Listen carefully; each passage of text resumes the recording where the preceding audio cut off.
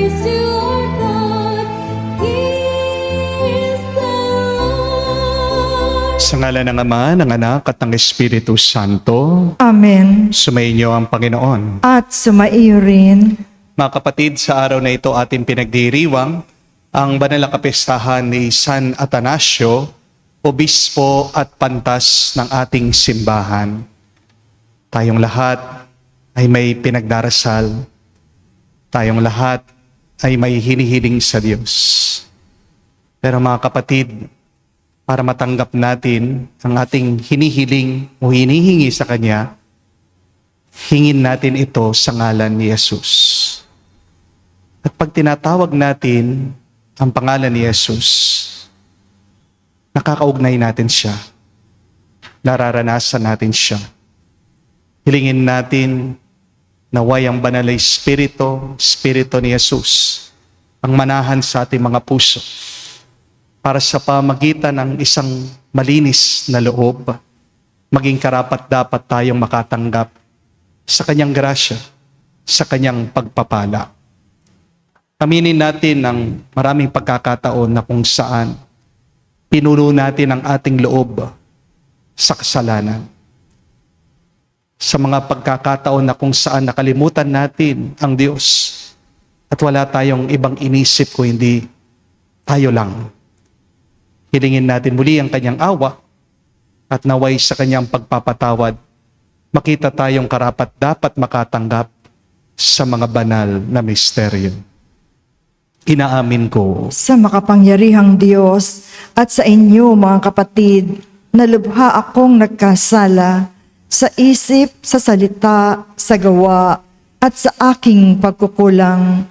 Kaya isinasamo ko sa mahal na Birheng Maria, sa lahat ng mga anghel at mga banal, at sa inyo mga kapatid, na ako'y ipanalangin sa Panginoong ating Diyos. Kaawaan tayo na makapangyarihang Diyos, patawarin tayo sa ating mga kasalanan, at patnubayan tayo sa buhay na walang hanggan. Amen. Panginoon, kaawaan mo kami. Panginoon, kaawaan mo kami. Kristo, kaawaan mo kami. Kristo, kaawaan mo kami. Panginoon, kaawaan mo kami. Panginoon, kaawaan mo kami. Manalangin tayo. Ama naming makapangyarihan, hinirang mo ang obispong si San Atanasio bilang matatag na tagapagtanggol sa pananampalatayang ang anak mo ay Diyos na totoo. Sa pagkamit namin ng kaalaman sa Kanyang paninindigan at sa Kanyang pagmamalasakit sa aming kapakanan, kami naway walang hadlang na umunlad sa pagkakakilala at pag-ibig sa iyo. Sa pamagitan ni Jesucristo kasama ng Espiritu Santo, magpa sa walang hanggan. Amen.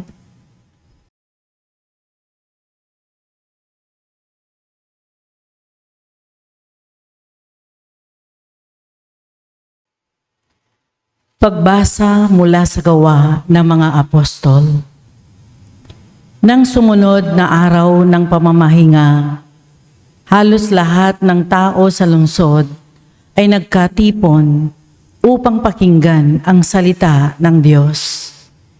Inggit na inggit ang mga Hudyo nang makita nila ang makapal na tao, kaya't nilait nila at sinalungat si Pablo. Ngunit buong tapang na sinabi ni na Pablo at Bernabe, sa inyo muna dapat ipahayag ang salita ng Diyos. Yamang itinakwil ninyo ito, hinatulan ninyo ang inyong sarili na hindi karapat-dapat sa buhay na walang hanggan. Kaya't pupunta kami sa mga hentil. Sapagkat ganito ang iniutos sa amin ng Panginoon, inilagay kita na maging ilaw sa mga hentil upang may balita mo ang kaligtasan hanggang sa dulo ng daigdig. Nagalak ang mga hentil nang marinig ito at nagpuri sa Panginoon dahil sa salita niya at sumampalataya ang mga inirang para sa buhay na walang hanggan. Kaya't lumaganap sa buong lupain ang salita ng Panginoon. Ngunit sinulsulan ng mga Hudyo ang mga babaeng sumasamba sa Diyos at kilala sa lipunan. Gayon din ang mga lalaking pinuno ng lungsod.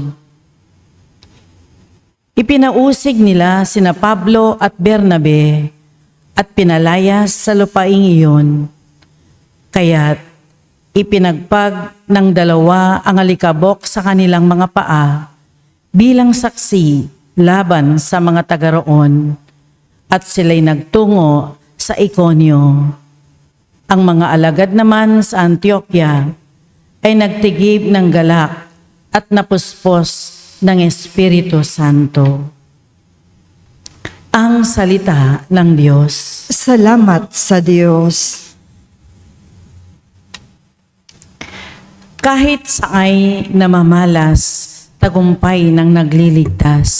Kahit sa ay namamalas, tagumpay ng nagliligtas. Umawit ng bagong awit at sa poon ay ialay, pagkat yung ginawa niya'y ay kahanga-hangang tunay. Sa sariling lakas niya at taglay na kabanalan, walang hirap na natamo, yung hangad na tagumpay. Kahit sa ay namamalas, tagumpay ng nagliligtas. Ang tagumpay niyang ito'y siya na rin ang naghayag. Sa harap ng mga bansay nahayag ang pagliligtas. Ang pangako sa Israel, lubos niyang tinutupad. Kahit sa ay namamalas, tagumpay ng nagliligtas. Tapat siya sa kanila at ang pag-ibig ay wagas. Ang tagumpay ng ating Diyos kahit saan ay namalas. Magkaingay na may galak, yang lahat sa daigdig. Ang poon ay buong galak na purihin sa pag-awit. Kahit sa ay namamalas, tagumpay ng nagliligtas.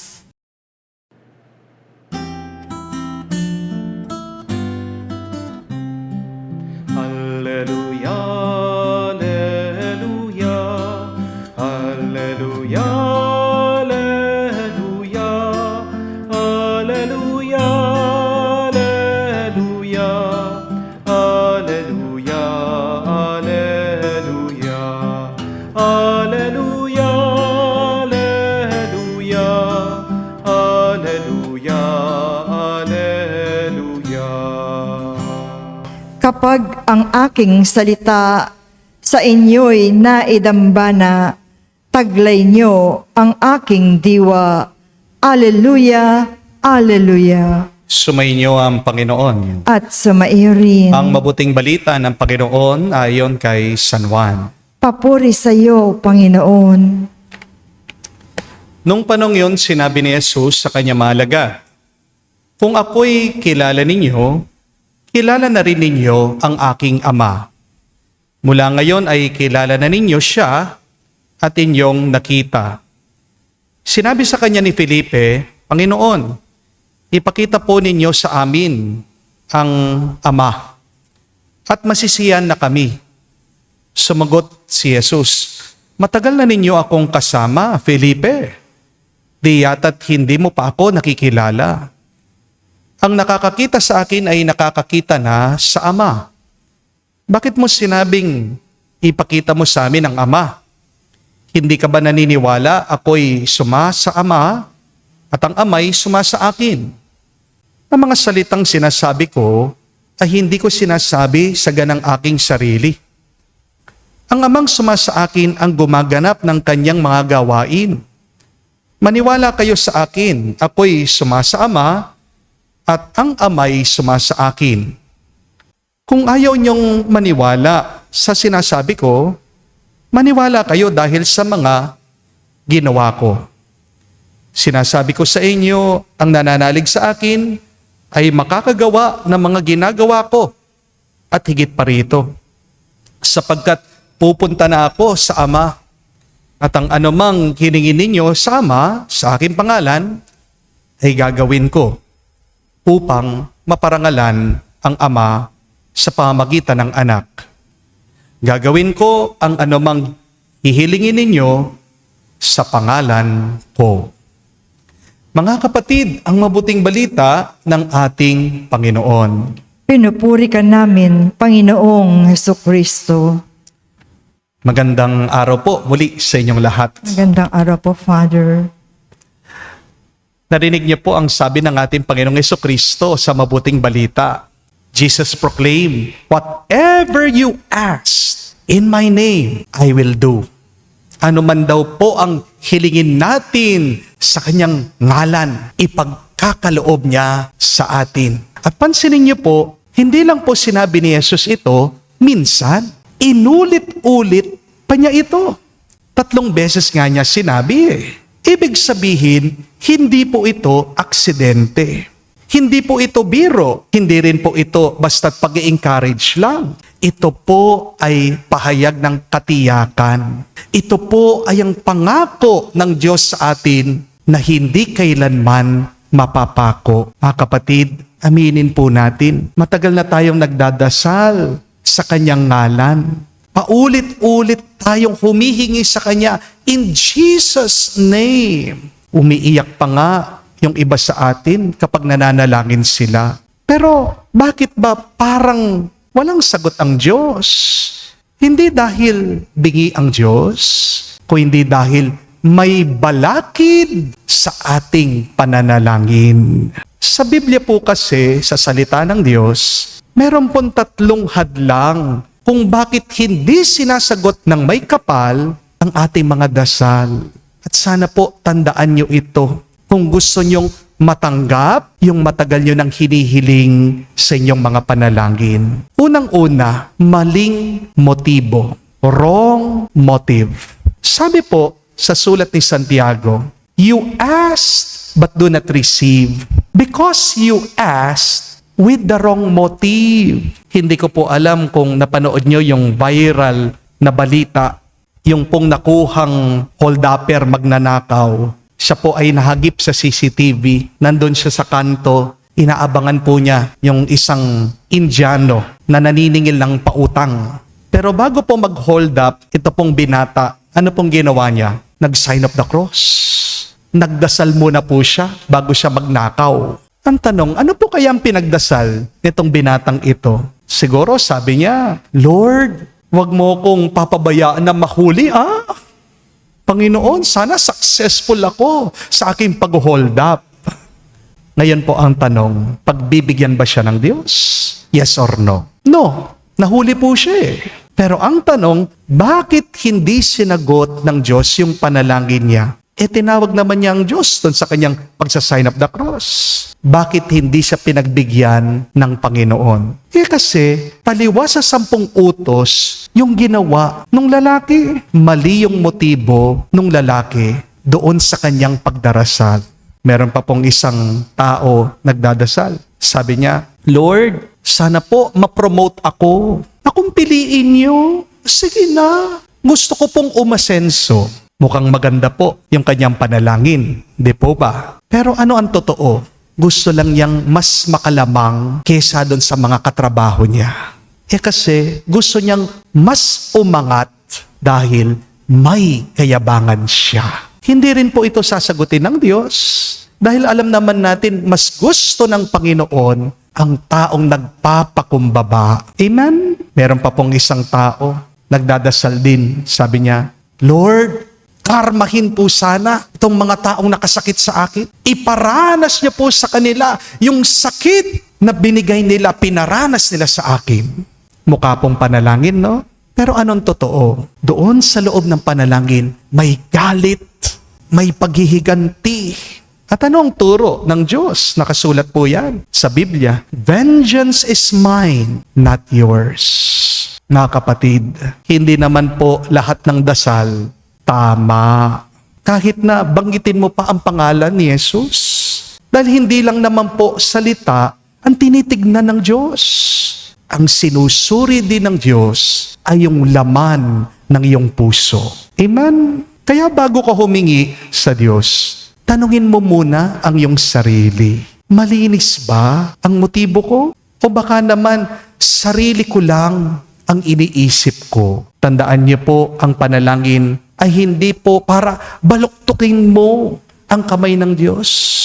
Ang panalangin ay para iangkop mo ang puso mo sa kalooban ng Diyos. I have said this, that prayer is an exchange of heart with God. When you pray, please, do not twist the arm of God. Yung mga iba pa nga, pag nagdadasal, sinasabi nila, pag hindi mo pinagbigyan, hindi na ako magsisimba. Di ba? Meron pang pagbablackmail sa Diyos.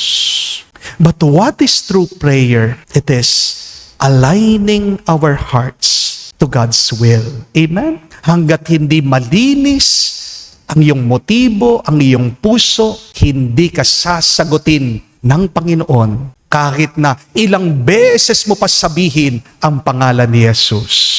Pero ikalawa, kawalan ng pagpapatawad. Our prayers sometimes are unanswered because we are unable to forgive.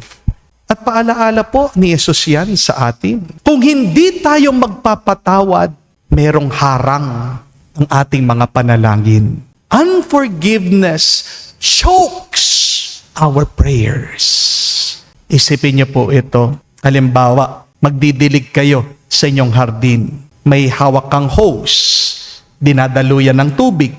Kapag nakaipit yung hose na hawak mo, wala pong lalabas sa tubig dyan. Di po ba? At ganyan din po sa ating pananalangin. Yung hose, yan yung ating dasal. Yung tubig, yun yung biyaya ng Diyos. Pero anong umiipit dun sa hose? Yung galit mo, yung sama ng loob mo, yung hindi mo pagpapatawad. Kaya kahit na anong bukas mo dun sa gripo, walang lalabas sa tubig. Di po ba? At ganyan din sa pananalangin. Kahit na ilang beses kang magrosaryo, kahit na magnovena ka, kahit na pumunta ka sa lahat ng simbahan, kapatid, habang may kinikim-kim kang galit sa iyong loob, sinasakal mo ang biyaya na para sa iyo. Pangatlo po at kahuli-hulihan, masamang pakikitungo sa iba. Mistreatment of others blocks our prayers. Sinasabi din po ng Biblia yan. Lalong-lalo na po, mababasa nyo in the first letter of Peter, na ang pakikitungo natin sa iba, lalong-lalo na sa ating mga pamilya, nakakaapekto sa kung paano tayo pinakikinggan ng langit. How we treat others affects how heaven listens to us. Kung hindi ka mabait, paano magiging mabait ang langit sa iyo? Meron pong isang lalaki na palagi po nagdarasal sa simbahan. Palagi po siyang nagsisimba. Pero pag uwi naman itong lalaki, anong ginagawa? Sinisigawan yung kanyang asawa, sumasagot sa kanyang mga nakakatandang magulang, nanloloko ng mga kapwa niya, nanggugulang. Tapos, kapag nagdarasal sa loob ng simbahan itong lalaki, umiiyak siya. Sabi niya, Lord, bakit hindi mo naman ako sinasagot sa aking mga dasal? Ang tagal-tagal ko nang nananalangin sa iyo. Sinong may problema? Ang Diyos o yung nagdarasal? Alam niyo po ang sagot diyan. Hindi po ba? Mga kapatid, bago ka humingi sa Diyos, tingnan mo rin kung paano ka makitungo sa mga kapwa mo. Hindi po pwedeng napakalambing mo sa Diyos, pero nakakasakit ka naman sa kapwa mo. Dahil ang Diyos na dinadasalan mo, siya rin ang Diyos na nasa puso ng kapwa mo. Kapag sinasaktan mo ang iba, sinasaktan mo din ang Diyos. Paano kanya sasagutin sa iyong mga panalangin? Kaya tandaan niyo po, kung paano ka namumuhay, ganon din kalakas ang panalangin mo. The way you live shapes the way you pray. Mga kapatid, ang panalangin po ay hindi lang simpleng paghingi. Ang panalangin din ay labanan.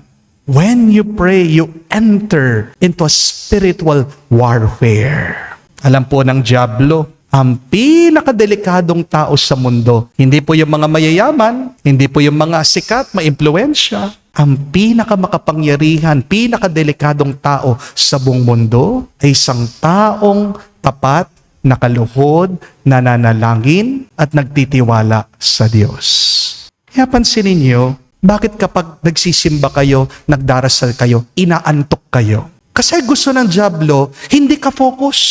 Kapag naging focus ka, grabe ka. Magmimilagro ka. Tandaan niyo po yan. Kaya mga kapatid, sana wag po nating tigilan ang ating pananalangin sa Diyos.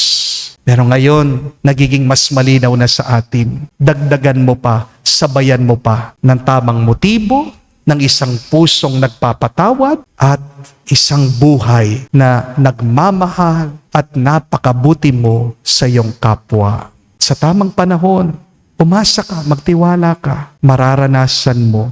Hindi mo lang matatanggap ang iyong hinihiling, ipagkakaloob pa ng Diyos sa iyo. Higit pa, isang pagpapala, isang grasyang sobra-sobra. Amen. Tumayo po tayo. Manalangin tayo sa Diyos, ang ating Ama, na ipakita sa atin ang daan patungo kay Kristo na siyang daan, katotohanan at ang buhay. Ating sabihin, Panginoon, dinggin mo kami. Panginoon, dinggin mo kami.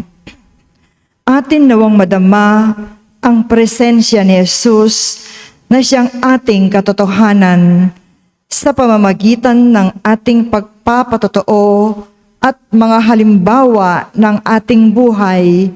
Manalangin tayo sa Panginoon. Panginoon, dinggin mo kami. Ang mga naglilingkod sa bayan, naway akayin ang mga mamamayan sa tamang landas ng katarungan, kapayapaan at pagkakaisa. Manalangin tayo sa Panginoon. Panginoon, dinggin mo kami. Sa mga maliliit ng ating lipunan, naway maibalik ang dangal at pag-asa sa kanilang buhay. Manalangin tayo sa Panginoon. Panginoon, dinggin mo kami. Sa katahimikan po ng ating puso, banggitin natin, sabihin natin sa Diyos ang ating mga personal na pangangailangan. Diyos na aming Ama, manatili ka sa aming piling sa pamagitan ng iyong anak at loobin mong siya ang aming maging daan, ang aming katotohanan, at ang aming buhay. Hiniling namin ito sa pamagitan ni Kristo, aming Panginoon. Amen.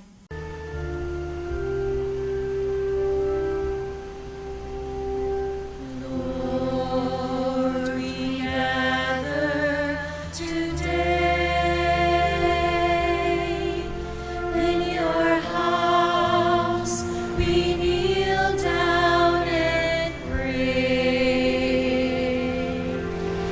We ask for your mercy as we open our hearts to receive your forgiveness, O Lord.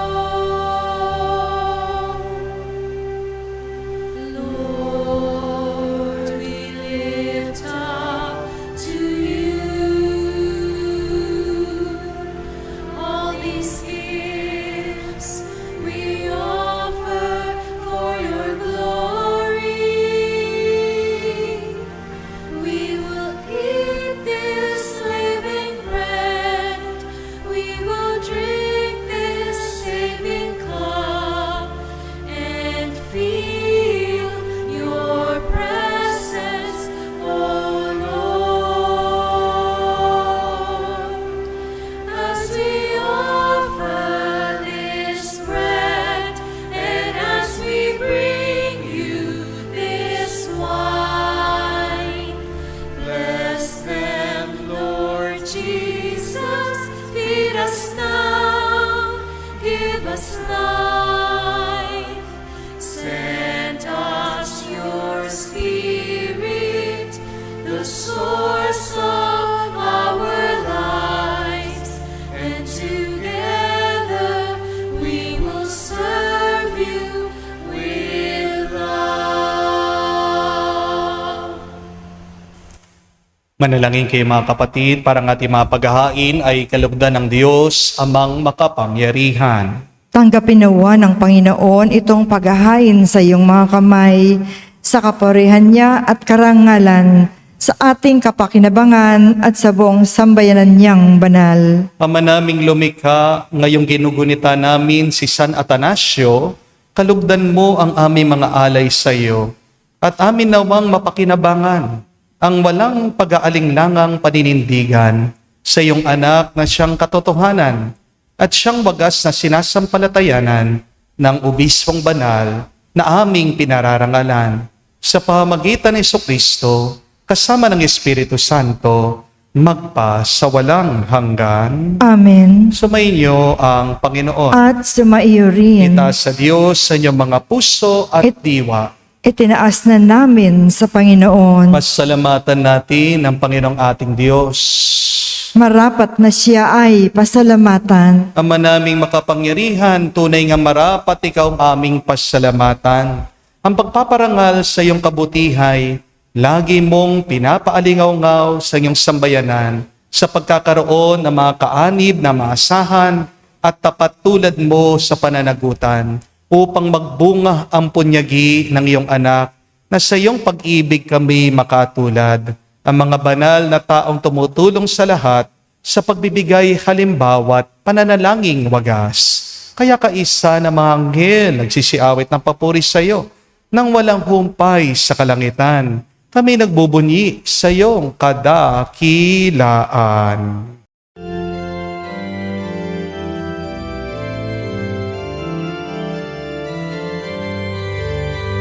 Santo, Santo, Santo, Panginoong Diyos ng mga hukbo, napupuno ang langit at lupa ng kadakilan mo.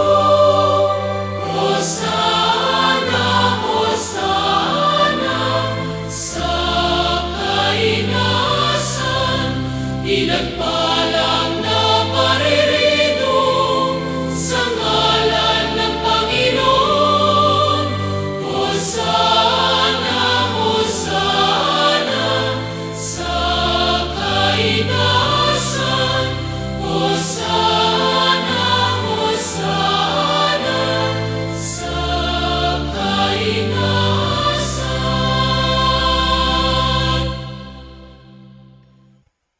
Ama naming banal, ikaw ang bukal ng tanang kabanalan.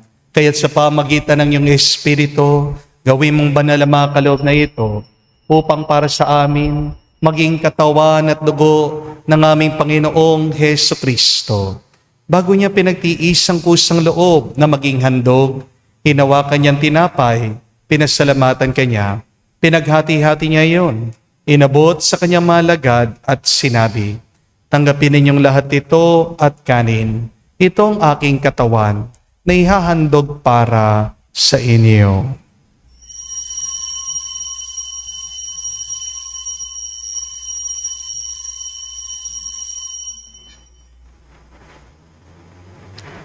Gayon din naman, nung matapos ang hapunan, hinawakan niya ang kalis. Muli kanyang pinasalamatan. Nabot niya ang kalis sa kanyang malagad at sinabi, "Tanggapin ninyong lahat ito at inumin. Ito ang kalis ng aking dugo, ng bago at walang hanggan tipan. Ang aking dugo na ibubuhos para sa inyo at para sa lahat, sa ipagpapatawad na mga kasalanan. Gawin ninyo ito sa pag-alaala sa akin."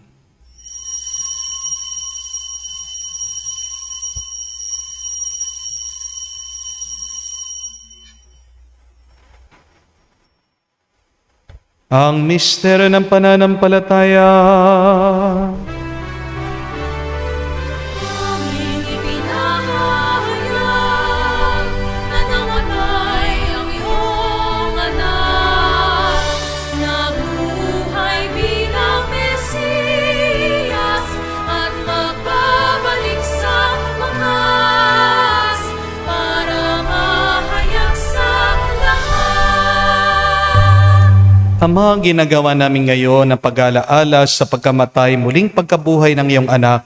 Kaya tinialay namin sa iyong tinapay, nagbibigay buhay at ang kalis na nagkakaloob ng kaligtasan.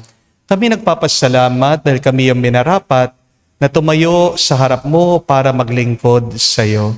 Sinasamo namin kami magsalo-salo sa katawan at dugo ni Kristo ay mabuklod sa pagkakaisa sa pamagitan ng Espiritu Santo.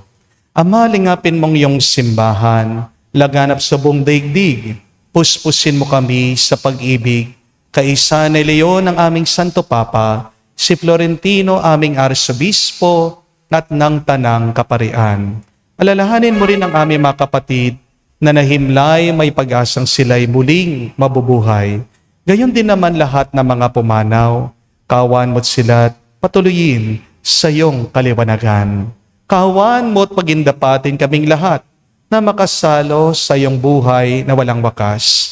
Kaisa ng mahal na Birhen Maria, Ina ng Diyos, kaisa ni San Jose ang kanyang malwalhating esposo, kaisa ng mga apostol at lahat ng mga banal, si San Atanasio na namuhay dito sa daigdig na kalugod-lugod sa iyo, may pagdiwang nawa namin ang pagpupuri sa ikararangal mo sa pamagitan ng iyong anak, aming Panginoong Jesucristo. Sa pamamagitan ni Kristo, kasama niya at sa Kanya, ang lahat ng parangal at papuri ay sa iyo, Diyos Ama, makapangyarihan, kasama ng Espiritu Santo, magpasawalang hanggan. Amen. Amen. Amen. Amen. Amen. Amen. Sa nakagaling na utos sa turo ni Jesus sa Panginoon natin na Diyos, ipahayag natin ang lakas, loob.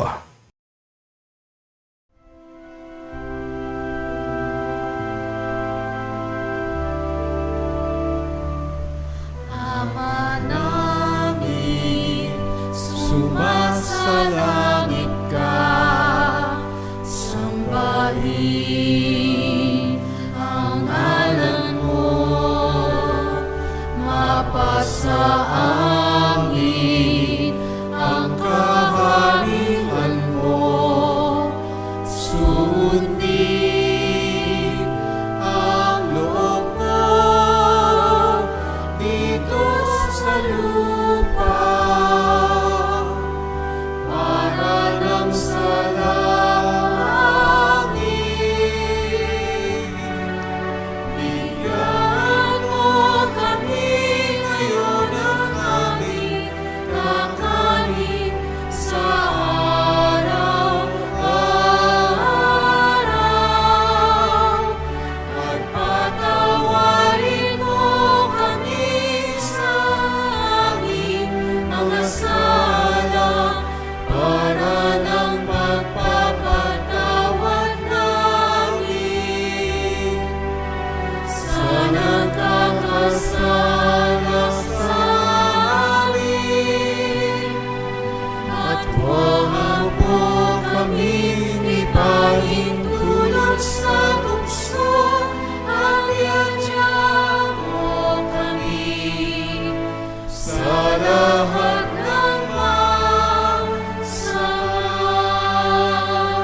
Hiniling namin kami adya sa lahat ng masama, pagkalooban ng kapayapaan araw-araw, iligtas sa kasalanan, at ilayo sa lahat ng kapamakan. Samantalang aming pinanabikan ang dakilang araw ng pagpapahayag ng tagapagligtas naming si Jesucristo. Sapagkat iyo ang kaharian at ang kapangyarihan at ang kapurihan magpakailanman. Amen. Panginoong Jesucristo, sinabi mo sa mga apostol, kapayapaan ang iniiwan ko sa inyo. Ang aking kapayapaan binibigay ko sa inyo. Tunghayan mo ang aming pananampalataya at huwag ang aming pagkakasala. Pagkalooban mo kami ng kapayapaan at pagkakaisa ayon sa iyong kalooban. Kasama ng Espiritu Santo, magpa sa walang hanggan. Amen. Kapayapaan ng Panginoon ay laging sumainyo. At sumaiyo rin. Magbigayan po tayo ng kapayapaan sa bawat isa. Peace with you po. Kapayapaan po sa inyong lahat.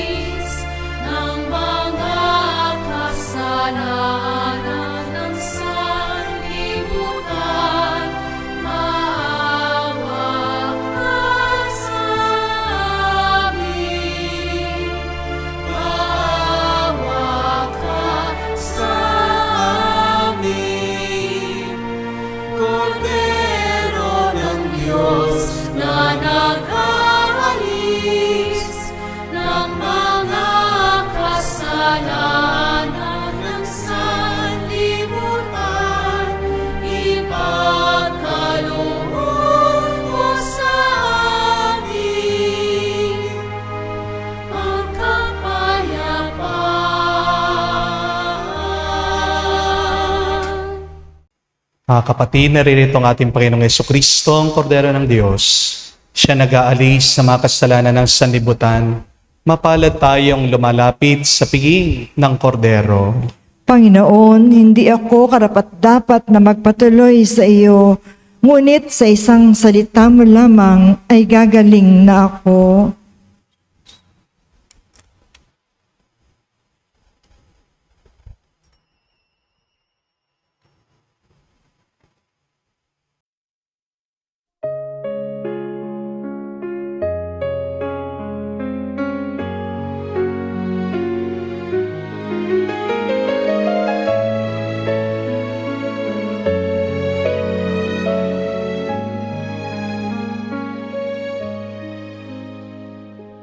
Stay with me, Lord, that I never forget you.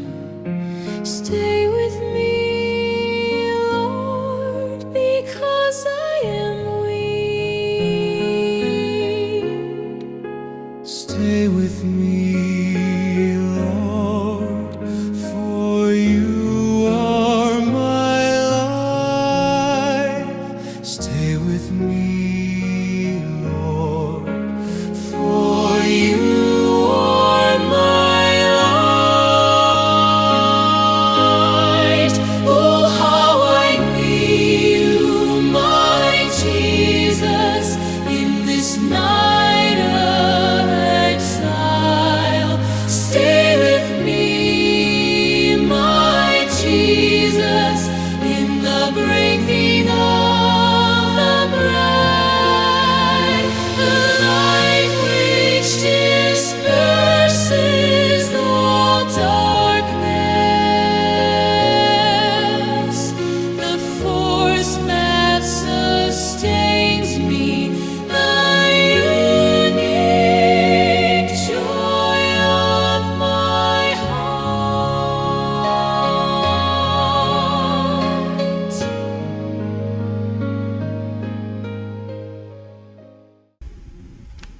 Manalangin tayo. Ama naming mapagmahal, kaisa ni San Atanasio, naway aming maipahayag ang pananampalatayang matatag na Diyos na totoo ang iyong bugtong na anak, upang kami laging buhayin at ipagsanggalang ng pakikinabang ng aming tinanggap sa pamamagitan ni Jesucristo kasama ng Espiritu Santo, magpa sa walang hanggan. Amen. Inanyayahan ko po kayo ngayon na ilagay ang inyong mga kanang kamay sa inyong mga dibdib at sabay-sabay po natin dasalin ang the miraculous prayer of Padre Pio for the quick recovery and healing of the sick. Heavenly Father, I thank you for loving me. I thank you for sending your Son, our Lord Jesus Christ, to the world to save and to set me free. I trust in your power and grace that sustain and restore me. Loving Father, touch me now with your healing hands, for I believe that your will is for me to be well in mind, body, soul, and spirit. Cover me with the most precious blood of your Son, our Lord Jesus Christ, from the top of my head to the soles of my feet. Cast out anything that should not be in me. Root out any unhealthy and abnormal cells. Open any blocked arteries or veins, and rebuild and replenish any damaged areas. Remove all inflammation and cleanse any infection by the power of Jesus' precious blood. Let the fire of your healing love pass through my entire body to heal and to make new any disease areas, so that my body will function the way you created it to function. Touch also my mind and my emotion, even the deepest recesses of my heart. Saturate my entire being with your presence, love, joy, and peace, and draw me ever closer to you every moment of my life. And Father, fill me with your Holy Spirit and empower me to do your works, so that my life will bring glory and honor to your holy name. I ask this in the name of Jesus Christ. Amen. Amen. We ask for the intercession of our Blessed Mother Mary. Hail Mary, full of grace, the Lord is with you. Blessed are you among women, and blessed is the fruit of your womb, Jesus. Holy Mary, Mother of God, Pray for us sinners, now and at the hour of our death. Amen. Padre Pio Petralcina, Pray for us. Muli po, maraming salamat sa inyo pong pagdating at pakikisali sa ating healing mass.